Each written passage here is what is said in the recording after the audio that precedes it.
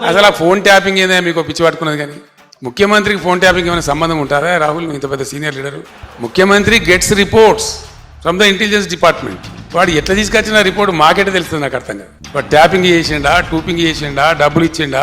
ఇంకేదైనా రహస్య వ్యవస్థ పెట్టుకున్నా మాకు ఎందుకు తెలుస్తుంది నాకు అదో ఇష్యూ అవా ఇంత సిల్లి ఆ గవర్నమెంట్ ఎంత సిల్లి ఉన్నదో మీరు కూడా అట్లా తయారైపోయిన పూర్తిగా what is that non sense నాకు అర్థం కదా ఫోన్ ట్యాపింగ్ అది పెద్ద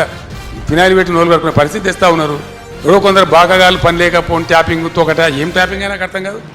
ఇలా ఈ ముఖ్యమంత్రి తరఫున ఇంటెలిజెన్స్ ట్యాపింగ్ చేస్తలేదా అండి యూ సే దట్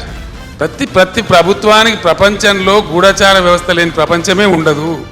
ప్రభుత్వమే ఉండదు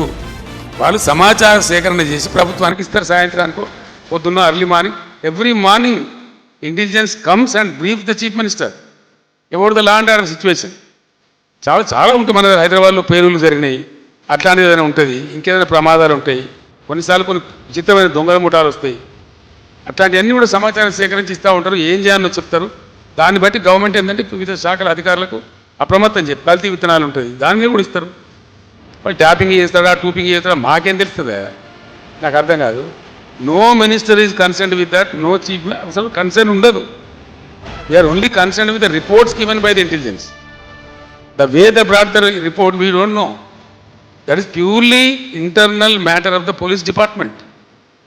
అండ్ ఇంకోటి అండి అదేదో మీరు పెద్ద భ్రమలో ఉన్నారు పోలీసులు ఎప్పుడు ఫోన్ ట్యాపింగ్ చేసినా బాజాబ్తాగా